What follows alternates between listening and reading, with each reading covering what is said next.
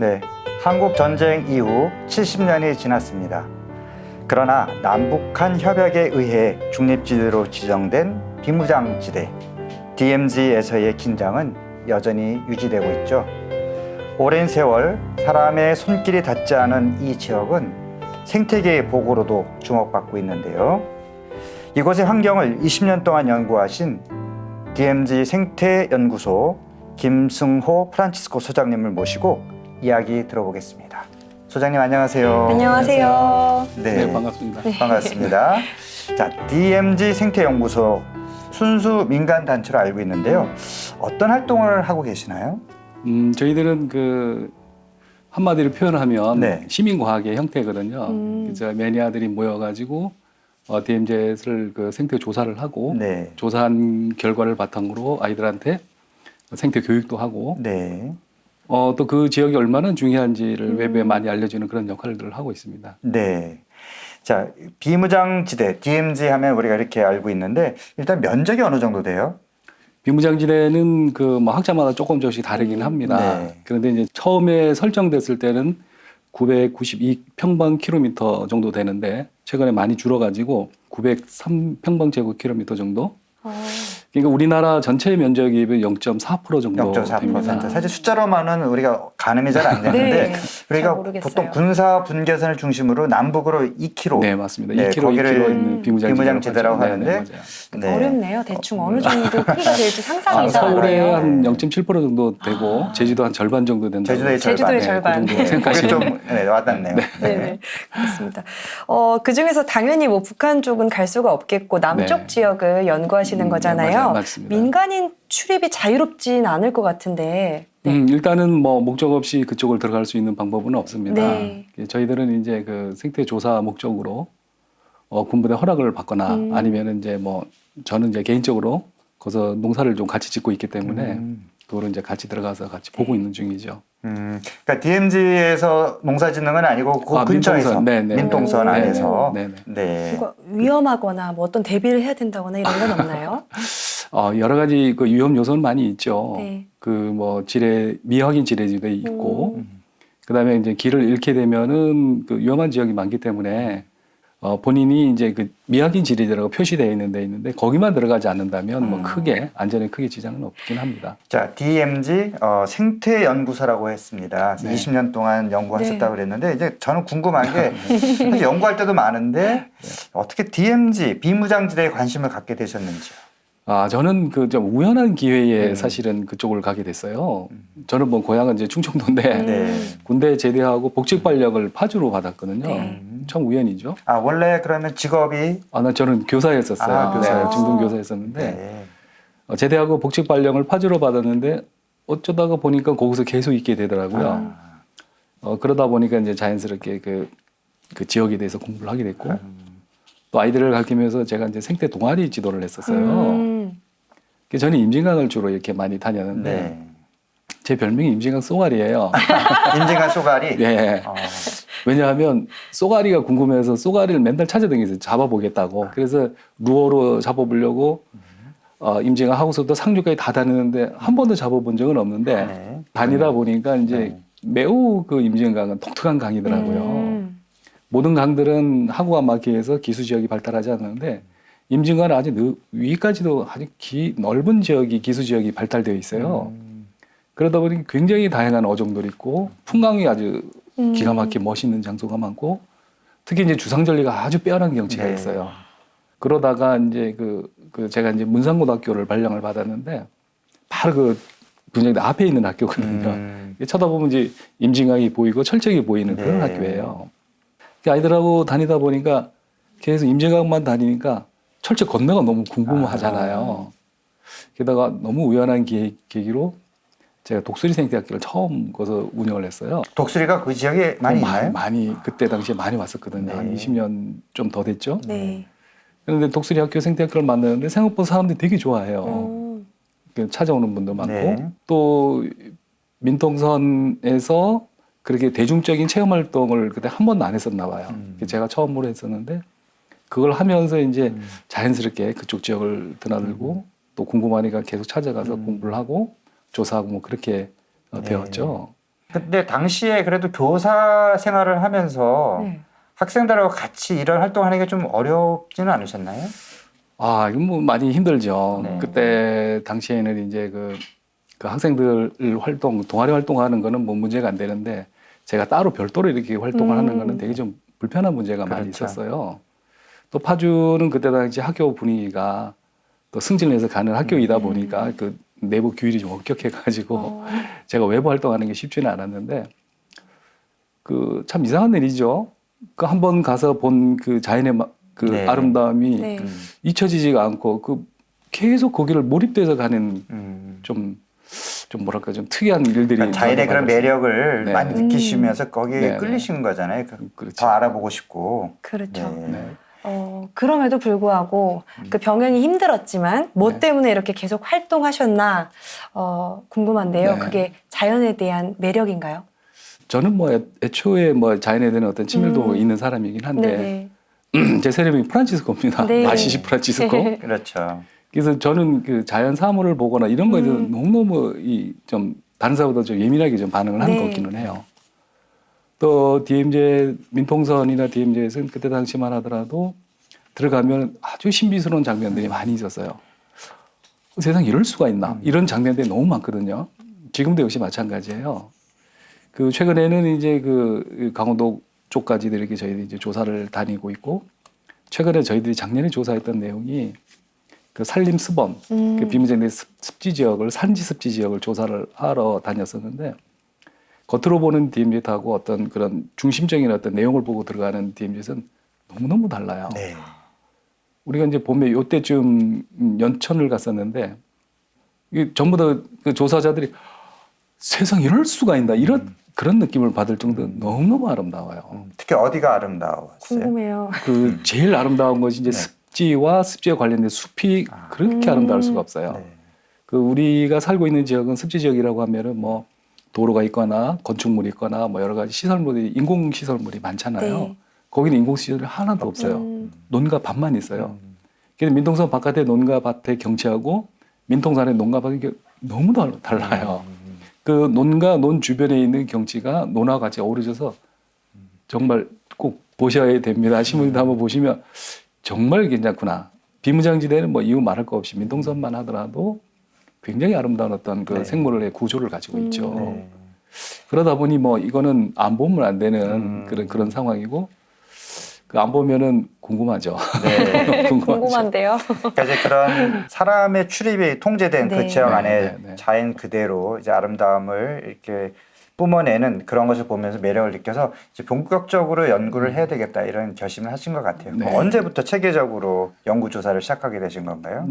그렇게 하다가 저희들이 이제 2004년에 아 그러면은 이제 연구소를 하자라고 해서 이제 모였던 사람들하고 같이 이렇게 진행을 했었는데 2004년에 처음으로 그 연구소는 이름으로 공식적으로 조사를 좀 진행을 했었어요. 네. 저희들은 이제 그 매주 조사를 하는데 매주 조사하는 이유가 처음에는 이제 그 생태학교에 참여했던 선생님들이 재교육 과정으로 사실은 그 현장을 방문하는 거를 프로그램을 사실은 제가 삼았었거든요.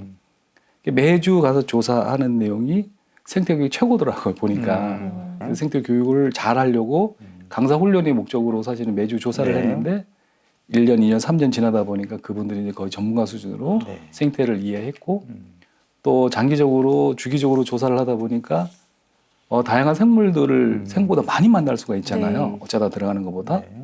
그래서 어느 시기에 새가 언제 오고 어디에서 어떤 꽃이 피고 그다음에 생태계가 어떻게 구성되어 있으며 그들이 어떻게 상호작용하는지 그때 많이 이해를 했던 것 같기는 해요.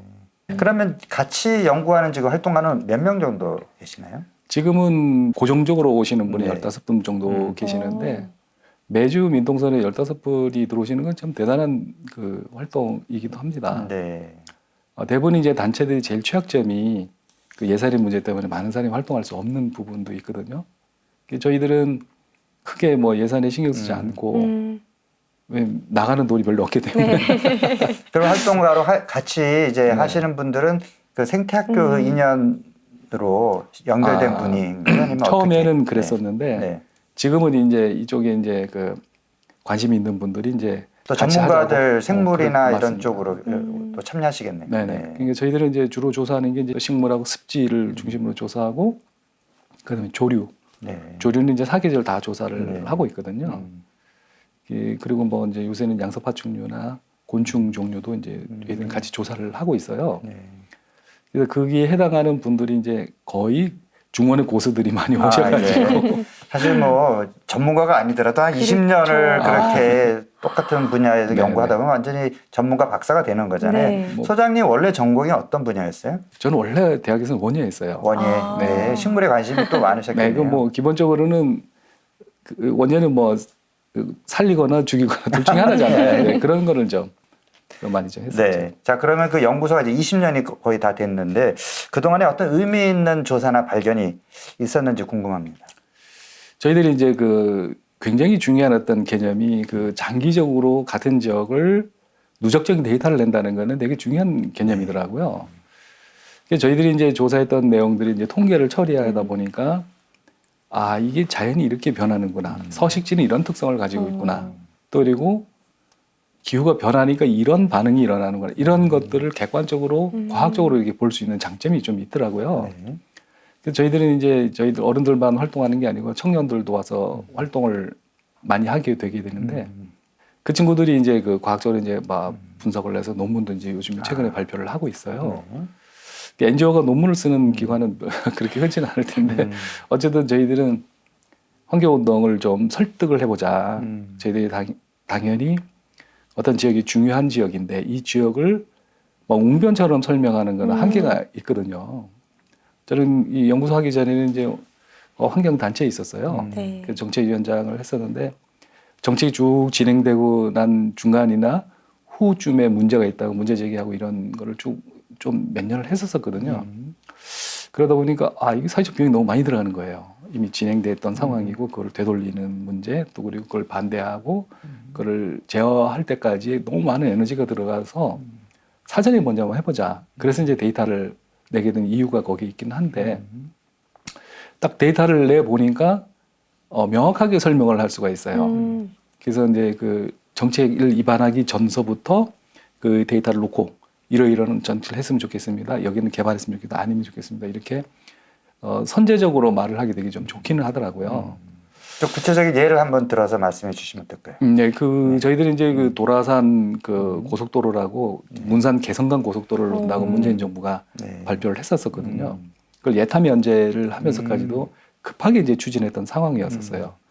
이미 저희들은 거의 20년 가까이 그쪽 지역에 대한 누적 데이터가 있었다 보니까 여기는 적지가 아니고 노선이 이게 맞지 않는다. 왜? 이런 이유다. 이래서 저희들이 이제 국제 저널에 발표했던 논문에 국내 저널에 발표했던 논문들을 같이 주었어요. 그러니까 그 도로가 만들어지면 파괴될 수 그렇죠. 있는 환경이 네, 있다. 네, 네. 그래서 어차피 문산 개성을 가는 고속도로를 이 노선이고 다른 노선을 선택해야 된다라는 그 명확한 어떤 근거를 저희들이 좀 네. 제시한 적이 있었거든요. 네. 그래서 네. 도로를 놓는 방식도 네. 그 지금 현재 생태계를 보호할 수 있는 방법이 별로 없잖아요. 네. 그러니까 특히나 비무장지나 비무장 인근의 생태계는 조금만 건드려도 쉽게 파괴될 수가 있고 이거를 유지하기 위해서 70년간 우리는 너무나도 많은 분단 비용을 들였는데 네. 이거 너무 쉽게 이거 없앤다는 거는 그렇죠.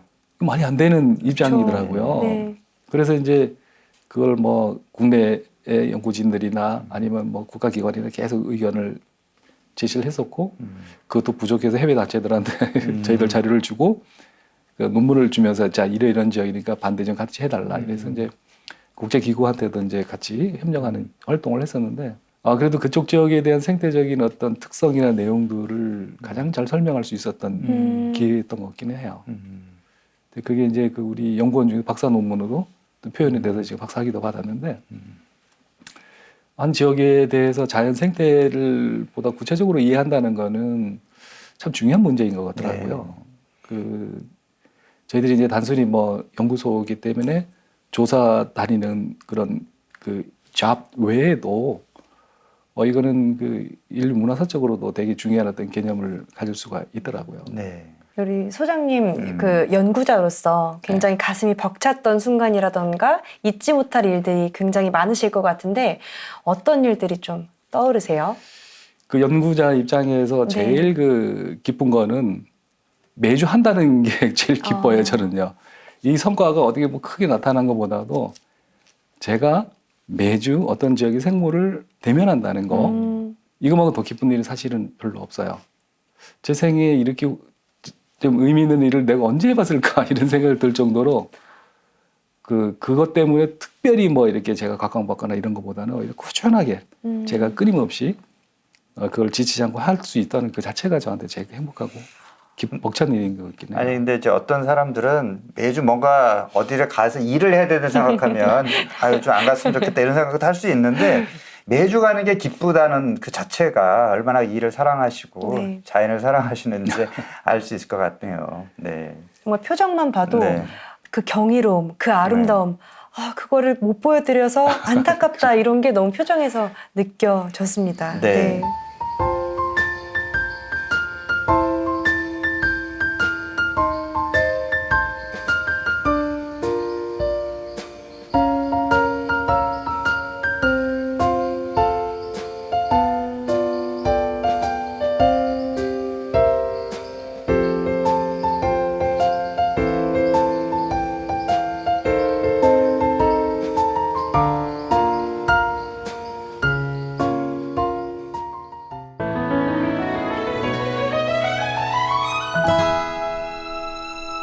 학계에서는 이 연구소의 자료에 대해서 어떻게 평가를 하나요?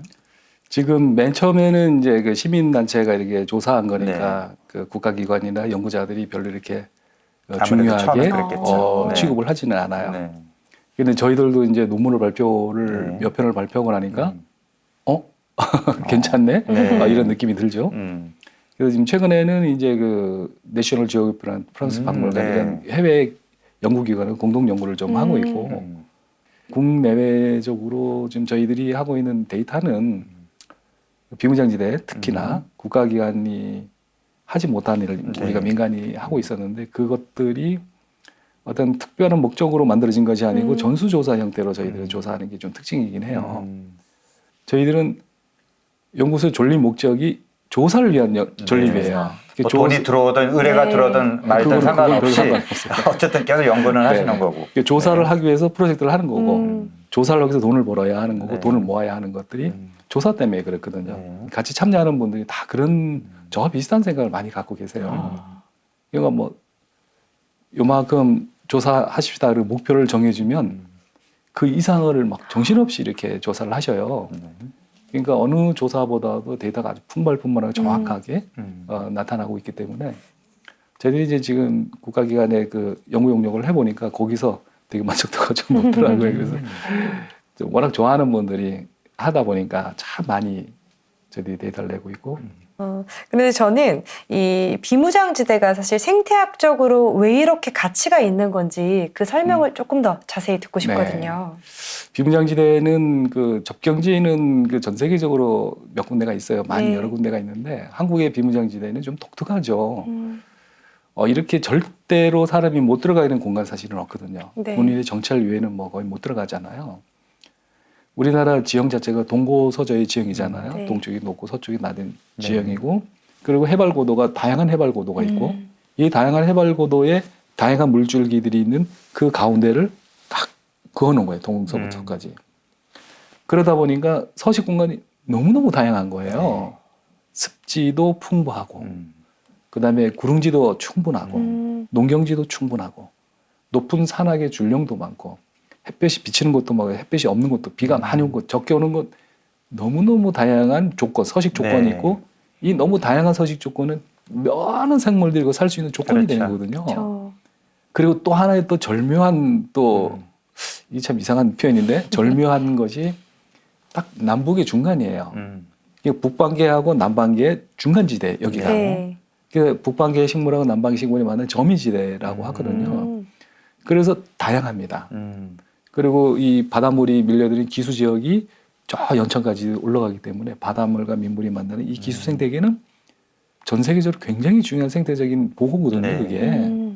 또 비무장지대는 그대로 놔두다 보니까 어쩌면 전 세계에서 0.01%밖에 남지 않은 순수 습지가 남아 있는 거예요. 사람이 전혀 훼손하지 않는. 네. 그 중에서 이제 온대성 생태계가 가지고 있는 전형적인 어떤 생태계 구조를 잘 가지고 있거든요.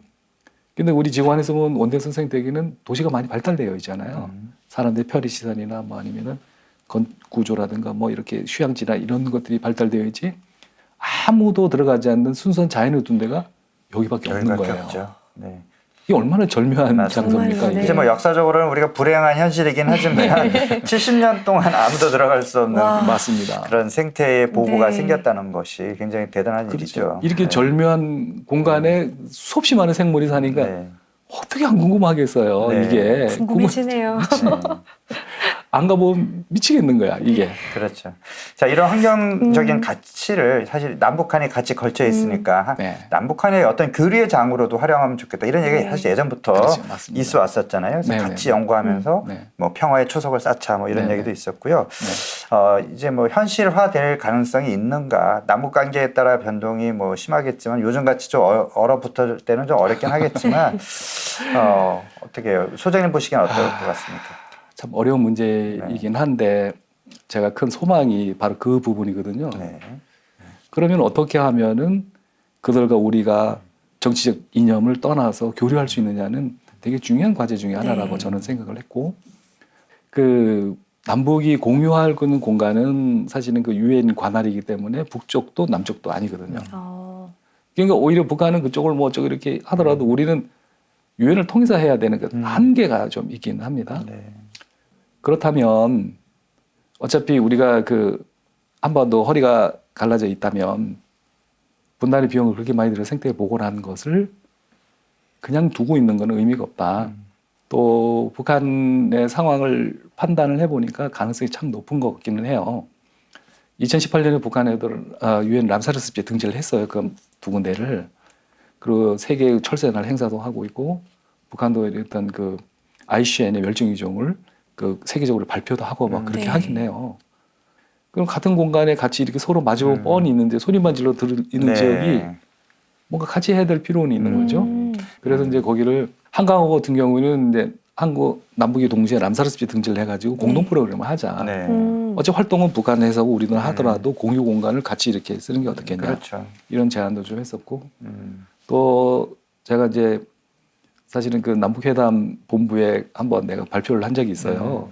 남북 회담할 때 의제를 할 때 의제 중에 하나로. 생태를 네. 한 이게 어떻겠냐라고 네. 하는 게 이제 했었거든. 역대 정부가 음. 남북한 회담을 하면서 굉장히 다양한 의제를 많이 선택했지만 뒤에 이제 생태를 가지고 의제를 선택한 적 한 번도 없어요. 그래서 그런 꼭지를 제가 18가지를 주면서 거기서 이제 이거 미리 얘기해도 되는가 모르겠지만 어쨌든 그 북한 학자나 한국 학자들이 비무장대 생태 조사에서 뭐 공동 학술 회의를 하자라고 네. 하는 뭐 얼마든지 그런 제안 할 수 있는 네. 거죠. 네. 그렇게 한 적도 있었는데 네.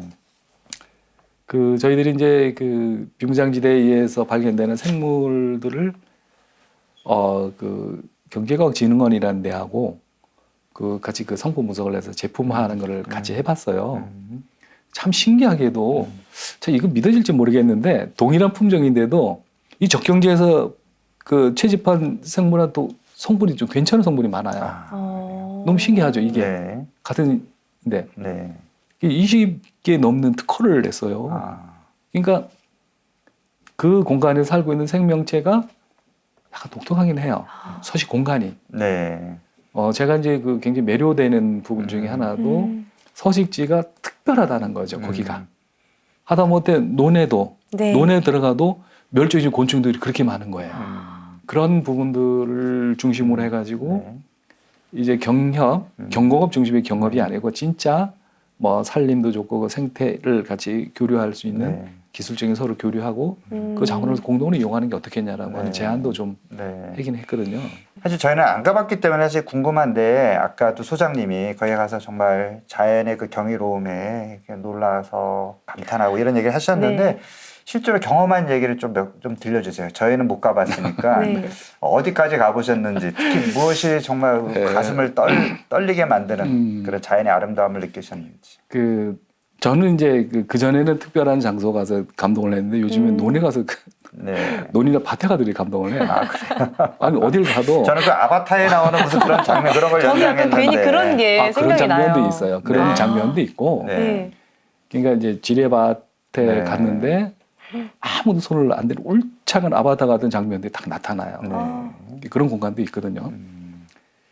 근데 이제 그 제일 중요한 어떤 그 제가 장소가 이제 습지 지역을 찾아가면서 굉장히 많이 느꼈거든요.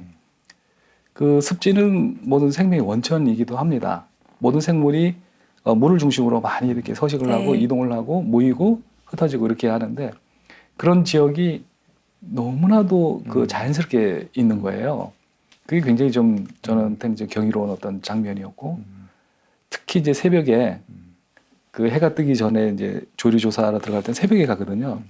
새벽에 딱 숲에 들어가게 되면 그 소리가 어마어마합니다. 네, 이게 새소리. 네.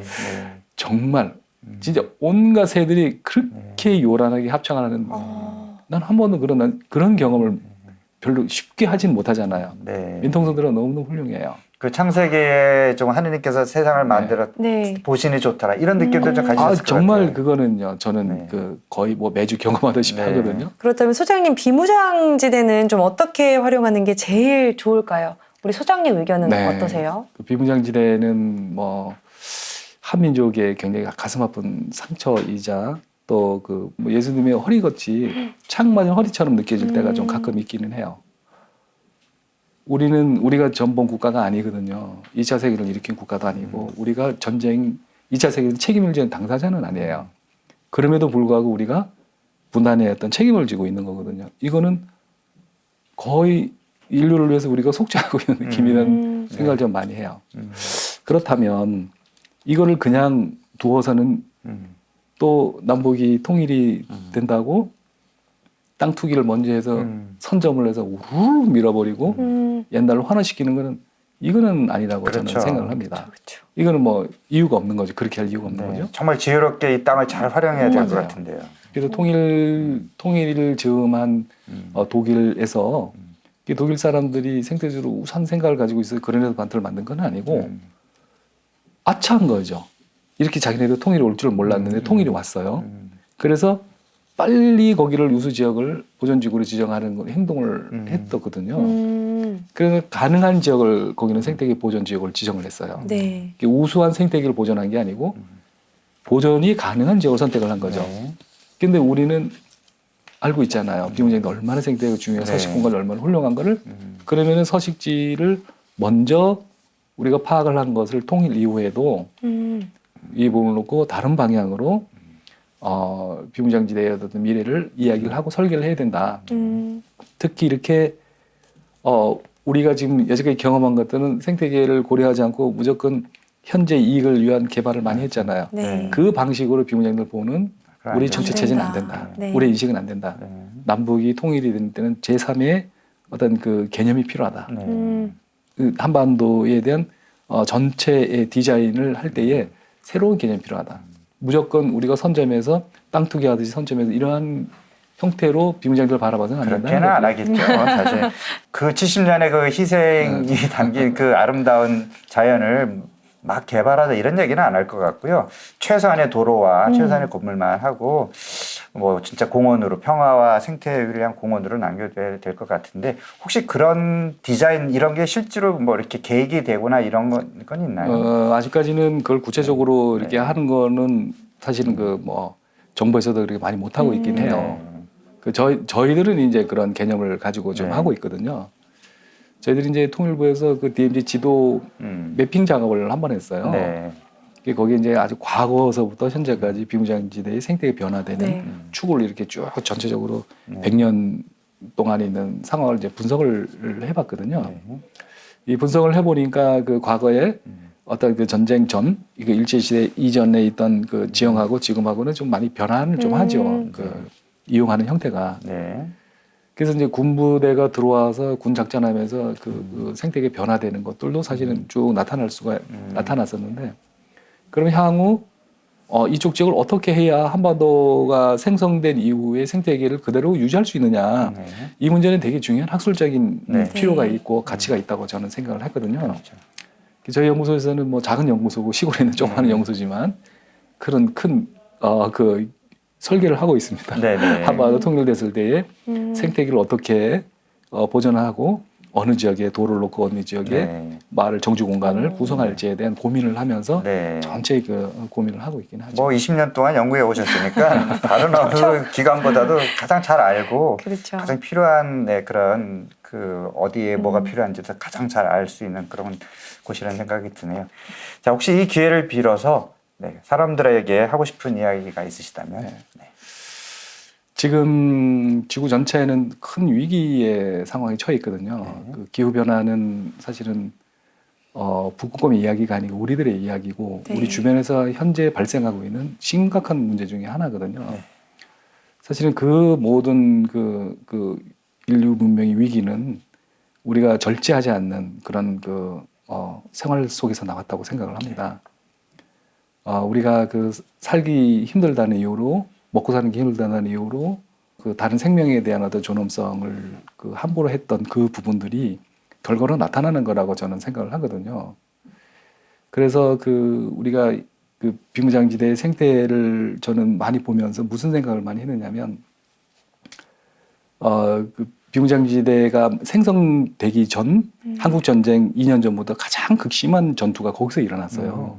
그래서 대부분의 사망자가 그때 발생한 거지. 비무장지대 네. 근처에서 사망을 했죠. 그 벌써 70년이 지나다 보니까 거기서 돌아가신 분들이 세계 각국에 다양한 그 사람들이 있었을 네. 거 아니에요. 그분들은 왜 거기서 죽는지도 모르고 죽어야 했고, 죽은 그분들이 흙으로 다 다시 돌아가서 꽃과 나비가 돼서 다시 비무장지대 주변에 있는 거죠. 사실은 그 장면을 보면서 저는 그 인류 문명 자체가 죽음의 땅에서 어떻게 생명이 솟아나는지에 대한 어떤 개념을 저는 많이 보았던 것 같아요. 그래서 그렇게 생명이 솟아나는 그 장소가 우리 미래였으면 좋겠고, 또 우리의 삶이 우리의 독자적인 우리 중심적인 것보다는 참 보기 좋았더라 탄성을 일으켰던 그 일이 지속적으로 계속 진행되는 것이 좀 바람직하다고 생각을 했거든요. 네. 특히나 이제 한반도가 가지고 있는 이 분단의 상처나 빈단의 갈등들은 우리 민족이 반드시 극복해야 될 문제 중에 하나인데, 네. 그 어떤 나라가 만들어져야 되느냐, 또 통일이 돼서 어떤 나라가 돼야 되느냐는 결국은 거기서 죽었던 분들이 꽃과 나비가 되었을 때는 사상도 이념도 차이가 없어요. 그렇죠. 인종의 차이도 없고 남녀의 차이도 없고 어떤 정치 체제도 차이가 없고 그들이 머물러 있고 지향하는 바는 아름다운 고향이거든요. 생명의 고향. 그것들이 잘 유지되고 그거를 염원하는 그 땅을 보면서 난 한반도 미래가 이래였으면 좋겠다. 동북아시아 이렇게 판을 흔들고 위험한 상황을 만들지 말고 그 비무장지대가 가지는 고유한 그 생명의 어떤 그 엄청난 익사이팅한 그 순환 과정에 일어난 그 현상들이 어떤 평화의 어떤 가장 기저가 돼서 네. 동북아시아 새로운 평화를 만들어내야 되지 않겠나 이런 생각도 좀 많이 하면서 우리가 그렇게 될 수 있도록 마음도 모으고 네. 또 비무장지대에 있는 생물을 보존하는데 네. 우리가 기꺼이 네. 자기의 세금을 충분히 낼 수 있는 네. 그런 마음이 좀 필요하다고 저는 생각합니다. 우리 모두가 이렇게 마음을 모으면 좋겠습니다. 네, 정말 네. 이렇게 듣다 보니까 네. 꼭 필요한 일이라는 네. 생각이 듭니다. 네. 네. 세상에서 어떤 모습으로 어떻게 살았든 죽어서는 다 똑같이 흙으로 돌아간다는 게 어쩌면 생태계의 본질이 아닐까 싶습니다. 결국 우리 모두가 어우러지는 자연의 질서와 평화에 대해서 많은 묵상거리를 제공하는 곳이 비무장지대가 아닐까 싶네요. 네, 많은 분들이 이곳을 직접 방문해보고 느끼고 기도하는 시간 가졌으면 좋겠습니다. 네, 오늘 귀한 말씀 고맙습니다. 감사합니다. 저 산자락에 긴 노을 지면 걸음 더 살며시 달림이 오시네.